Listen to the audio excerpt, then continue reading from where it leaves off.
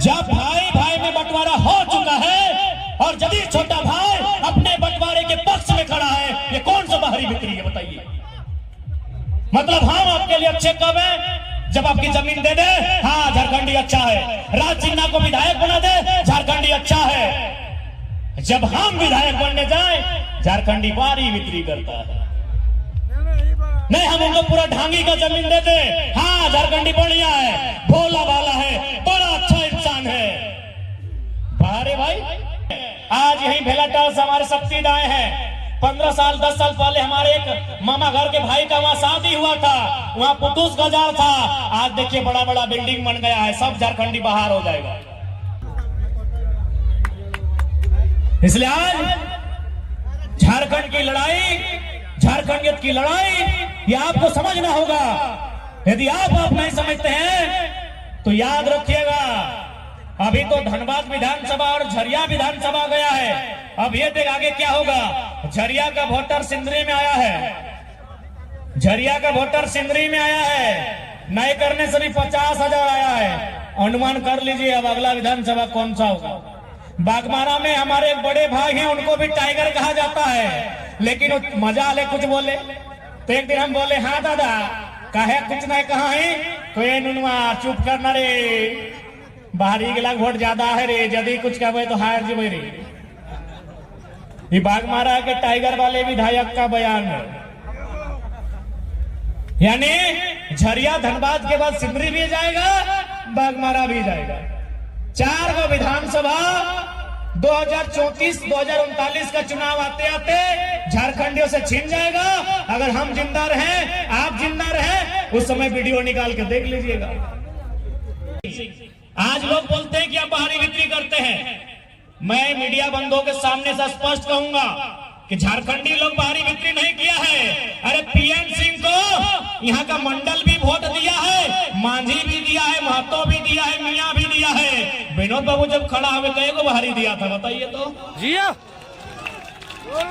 हाँ बताइए ना।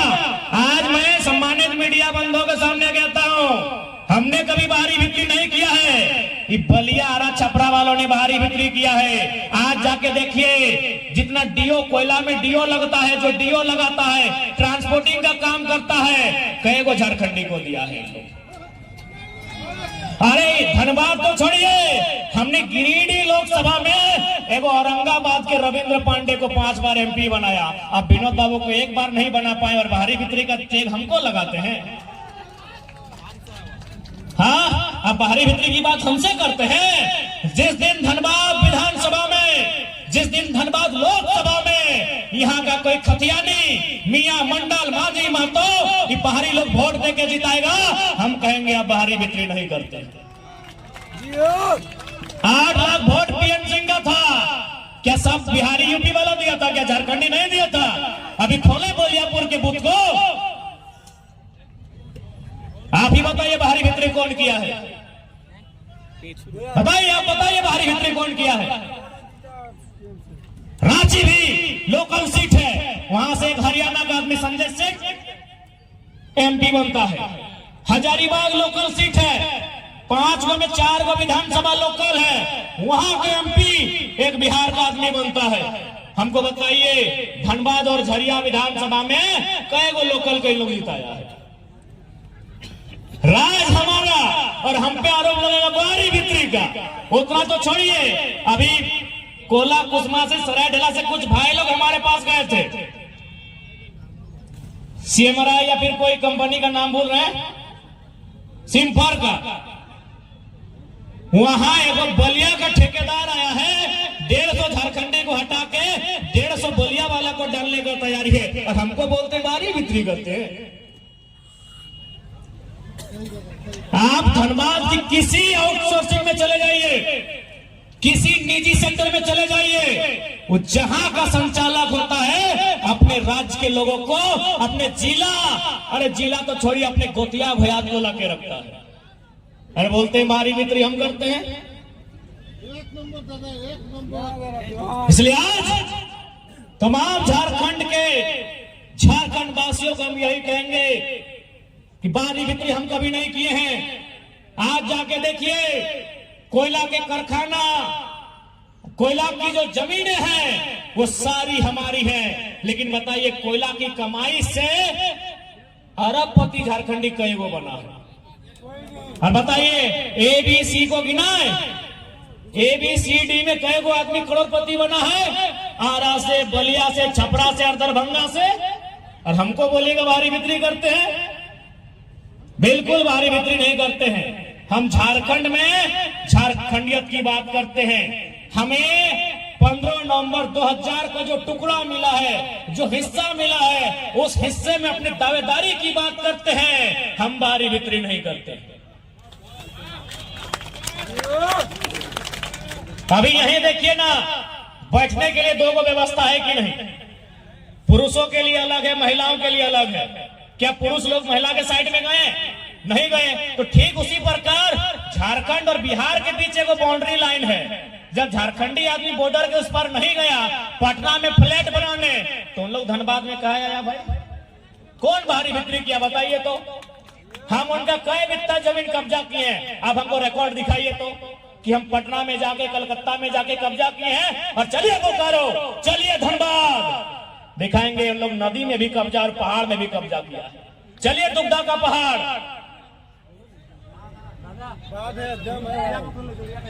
अब ही जोरिया है। बताइए हमें 1 इंच कब्जा कहीं दिखाइए। इसलिए देखिए झारखंडी, एक लाइन बोलेंगे, हम बारी बिक्री करने नहीं आए हैं। झारखंड में झारखंड के अधिकार की बात करने आए हैं। आज लोग बोलता है कि भाई हम लोग 10 लाख रहते हैं, 15 लाख रहते हैं, 10 महाराष्ट्र में भी 20 लाख रहते हैं, यूपी बिहार के लोग, बंगाल में भी लगभग 16-17 लाख रहते हैं। तो जाइए ना दीदी से और वहां ठाकरे जी से अधिकार मांग के दिखाइए, रगड़ के भगाया। तो जाइए ना दीदी, वहां भी 15-16 लाख है। यूपी बिहार के लोग 15-16 लाख रहते हैं। कहे भाई वहां भी जाके बोलिए कि भोजपुरी और मगही को मान्यता दे। हम लोग बोलते हैं, जाइए दीदी से मांगिए।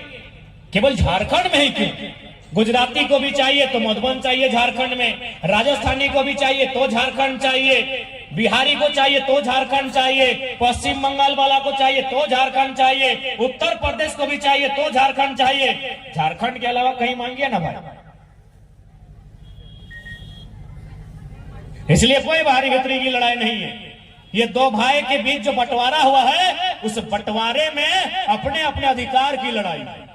हमने कब नहीं कहा कि बिहार हमारा भाई नहीं है? हम आज भी कहते हैं संवैधानिक दृष्टिकोण से, कानून की दृष्टि से बिहार हमारा बड़ा भाई है।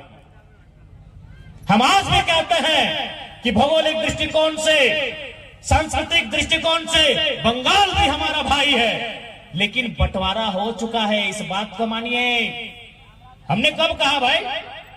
हमने कब कहा? हमने तो हमेशा कहा कि बिहार हमारा बड़ा भाई है, उड़ीसा हमारा बड़ा भाई है, बंगाल हमारा बड़ा भाई है। लेकिन छोटा भाई को जो हिस्सा मिल चुका है 2000 में, उसमें आप नजर गड़ाएंगे कि कहां तक उचित है? बताइए। अभी मान के चलिए, अगर ये जमीन अगर रैयती है, मान के चलिए, मान के चलिए इसका 4 गो अंशीदार है, तो आज से 10 साल बाद तो 4 टुकड़ा होगा। तो जब ये 4 टुकड़ा होगा तो 4 गो बाउंड्री होगा। तो बड़ा भाई का ये कर्तव्य बनता है कि छोटा भाई का जर जोरू में नजर गड़ाए, छोटा भाई का जमीन में नजर गड़ाए। नहीं, ये मेरे हिस्से का जमीन है जो हमें 79,000 वर्ग किलोमीटर में मिला है, जो बिहार के उस समय के हिस्से का 46% मिला है, वो जमीन हमारी है। उसमें हम धनिया लगाए, चाहे पुदीना लगाए या बंजर रहे, वो हमारी जमीन है। आज 2024 के चुनाव में कहीं ना कहीं मर्यादा पुरुषोत्तम श्री रामचंद्र जी चर्चा में रहेंगे। पक्ष विपक्ष की पार्टियां उनके नाम की चर्चा करेगी। तो मैं एक संदेश उनका चर्चा करते हुए, मर्यादा पुरुषोत्तम की चर्चा करते हुए एक लाइन कहूंगा कि मर्यादा पुरुषोत्तम रामचंद्र जी का जो विवाद था वह मुगल के काल का था, 1528 का था। उसका समाधान कब हुआ?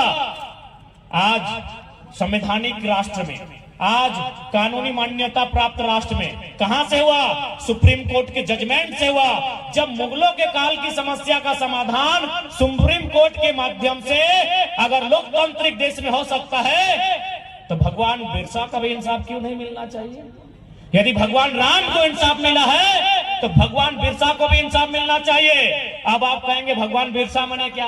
अरे सिंपल, भगवान बिरसा यानी छोटा नागपुर टेनेंसी एक्ट। भगवान बिरसा मतलब क्या? सीएनटी कानून 1932 का खतियान। अब आप कहेंगे कैसे? अब आप कहेंगे कैसे? तो इतिहास पढ़ने वाले हैं आप। सीएनटी कानून क्यों बना? भगवान बिरसा मुंडा की शहादत के बाद बना, उनके आंदोलन के बाद बना। उनका आंदोलन क्या था? दिकुओं से। दिकु माने क्या? जो इस भूभाग में रहने वाली भाषा को नहीं जानते, जो इस भूभाग में रहने वाले जंगलों, पर्वतों, पहाड़ों को नहीं जानते, जो इस विभाग के फसलों को नहीं जानते, जो बोली चाली व्यवहार को नहीं जानते, वो दिकु हैं। और भगवान बिरसा की लड़ाई दिकुओं के खिलाफ थी कि हमारे जमीन पर, हमारे जंगल पर उनका कब्जा ना हो। यदि और राम जी की लड़ाई भी जमीन का, राम जी की भी लड़ाई जमीन का और भगवान बिरसा की भी लड़ाई जमीन का।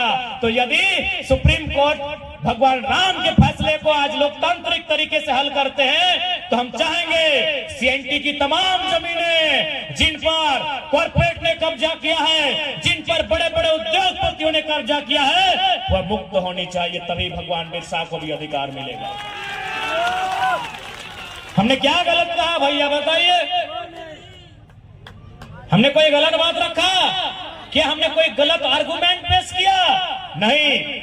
भगवान बिरसा की लड़ाई भी जमीन के टुकड़े के लिए थी, उनके मरणोप्राण थी। 1908 में सीएनटी का कानून बना है, तो सीएनटी कानून में आने वाली तमाम जमीनें सबसे पहले, चाहे एफसीआई रहे, चाहे हार्ल रहे, चाहे कुछ भी रहे, खाली करनी चाहिए कि नहीं? और यह है, यदि आप हक अधिकार को समझौते से देते हैं तो ठीक है, नहीं तो याद रखिएगा ये धरती आंदोलन की धरती है। जाइए अंग्रेजों से भी पूछिएगा कि जब बंगाल ने नतमस्तक होकर स्वीकार किया था, जब बिहार ने बक्सर युद्ध के बाद और बंगाल ने बैटल ऑफ प्लासी के बाद अंग्रेजों को स्वीकार किया था, उसी समय हम लोग अंग्रेजों को कभी चुहाड़ विद्रोह में, कभी तमाड़ विद्रोह में बैंड में 1 नंबर कराए हैं। अंग्रेजों से पूछ के आइएगा, पूछ के आइएगा। Battle of Plassey 1757, battle of Buxar 1764, एक बंगाल में, दूसरा बिहार में, और दोनों बार अंग्रेजों ने धूल चटाया था। वहां के राजा रजवाड़ों ने अंग्रेजों को स्वीकार कर लिया था कि आप ही हमारे माए बाप है। लेकिन जैसे वो 1769 में ये ढालभूम पहुंचते हैं, जो झारखंड का हिस्सा है, रघुनाथ महतो के नेतृत्व में अंग्रेजों को बाप बाप करवाया जाता है। इसलिए देखिए झारखंडी, हमारी लड़ाई कोई गलत नहीं है, कोई बाहरी भीतरी के एंगल नहीं है। आज जो लोग कहते हैं कि भारत एक संवैधानिक देश है, कोई कहीं जा सकता है, रह सकता है, बच सकता है, तो जाइए, हम चुनौती देते हैं, नागालैंड जाइए ना, जाइए नागालैंड जाइए। इनको झारखंड चाहिए, नागालैंड नहीं चाहिए, लेकिन नागा लोग देवो करेगा। नागालैंड जो भारतीय संविधान 371A में जिसको एक स्पेशल राज्य का दर्जा देते हुए लिखा गया है, एकदम साफ साफ लिखा है कि नागाओं की प्रथाओं को चुनौती संसद भी नहीं दे सकती। यानी जहां देश का प्रधानमंत्री बैठता हो, जहां देश का सर्वोच्च रहनुमा राष्ट्रपति बैठते हो, वो भी चुनौती नहीं देगा नागालैंड को। यदि नागालैंड को चुनौती देना है तो नागालैंड की विधानसभा से पूछना होगा, परमिशन लेना होगा। यह है नागाओं का कानून। आप संविधान की बात करते हैं, कहे नागालैंड अलग देश में है क्या? इसी देश में है। 371 को पढ़िए, इसी देश में लिखा है कि संसद कोई कुछ नहीं करेगा वहां। अगर कुछ करना हो तो विधानसभा से पूछ के करेगा। इसलिए कोई हमारी लड़ाई गलत नहीं है। गिरिडीह लोकसभा में 6 वो विधानसभा पड़ता है। गिरिडीह में सबसे ज्यादा एमपी बना है, उसका नाम है औरंगाबाद के रविंद्र कुमार पांडे। उनका ठीक है, उसी 6 गांव में उनका जगह एक घर भी है। कहां है पता है? बेरमो। और बेरमो में विधायक जितना टाइम रविंद्र पांडे जी सांसद बने हैं, उससे 1-2 बार ज्यादा राजेंद्र सिंह वहां से विधायक बने हैं, और दोनों हैं बिहार के। अब क्या है पता है? रविंद्र पांडे को जब बीजेपी सांसद का टिकट नहीं दिया, वो अपना बेटा को बोला कम से कम विधायक का टिकट दीजिए। अब बताइए, यदि माननीय रविंद्र पांडे का बेटा टिकट विधायकी लेवो करे तो कहां से लेना चाहिए था? बेरमो से लेना चाहिए था, क्योंकि बेरमो में उनका घर है। लेकिन वहां ऑलरेडी भले वो कांग्रेस का था राजेंद्र सिंह का बेटा। देखिए बाहरी लोग कैसा सोचता है, ये अरे कांग्रेस का है चाहे जे है तो बिहार का। राजेंद्र सिंह का बेटा जयमंगल सिंह के सामने वो अपना विक्रम पांडे को नहीं लड़ाया, कहां लेके आया? टुंडी का बोका धंधा लोगों के सामने। समझ में आया?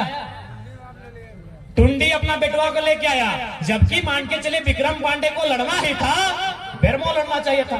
बेरमो उनका घर है, बेरमो में उनका वोटर आईडी है। यदि माननीय विक्रम पांडे को लड़ना ही चाहिए था, क्योंकि वो रविंद्र पांडे का बेटा थे और रविंद्र पांडे 5 बार सांसद थे, तो बेरमो में लड़ते। लेकिन बेरमो में कैसे लड़ेंगे? चचा भतीजा, भले आप कांग्रेसी बीजेपी कीजिए। ये देखिए बाहर के लोगों का प्लानिंग क्या है कि एक बाहरी विधायक के सामने अपने बेटा को विधायकी में नहीं उतारा, क्योंकि वहां जानता है कि बेरमो में लोकल का वोटर ज्यादा है, लेकिन उनमें चेतना नहीं है। अगर दोनों टकरा जाएंगे, एगो लोकल जीत जाएगा, ऐसा उन लोग सोचता है। कोई पार्टी में रहे, कांग्रेसी रहे चाहे भाजपा ही रहे, बाहर का आदमी कैसा सोचता है और झारखंड का आदमी कैसा सोचता है, देख लीजिए।